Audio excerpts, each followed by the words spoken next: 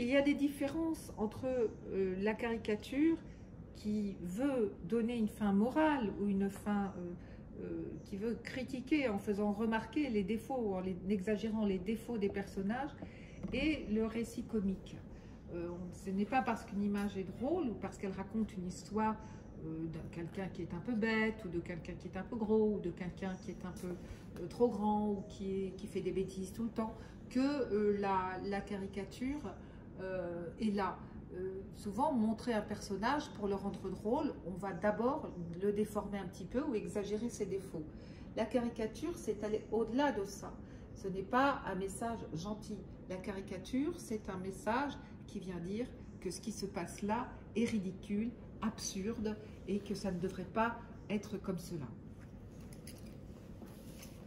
Avec Forton, nous nous trouvons face à un auteur qui a tout de suite eu un très grand succès avec la série des Pieds nickelés. La série des Pieds nickelés va durer extrêmement longtemps. Elle est publiée dans les journaux de la jeunesse, notamment dans l'Épatant, et elle a des fois un côté un peu caricatural, mais elle n'est jamais complètement caricaturale parce qu'elle reste dans le champ du bon esprit, va-t-on dire. Et surtout, elle n'a pas d'allusion directe à l'actualité politique ou à l'actualité intellectuelle de l'époque ou artistique de l'époque. Par contre, elle reprend davantage des histoires qui appartiennent au monde de la rue ou de la campagne ou de la ville, à la société en général.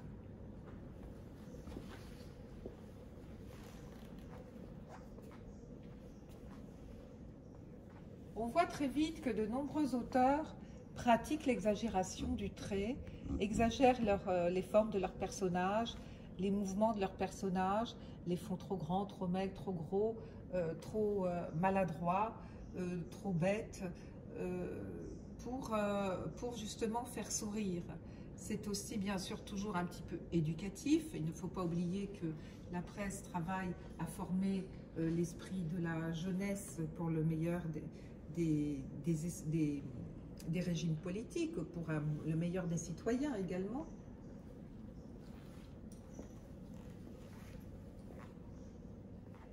Et dans cette évolution entre la bande dessinée et la caricature, on voit bien qu'il y a de temps en temps des sources anciennes qui réapparaissent, c'est-à-dire que chez Forton, nous voyons, et ceux qui reprendront les Pieds nickelés après lui, nous voyons bien sûr la marque des caricaturistes et des illustrateurs satiriques qui les ont précédés.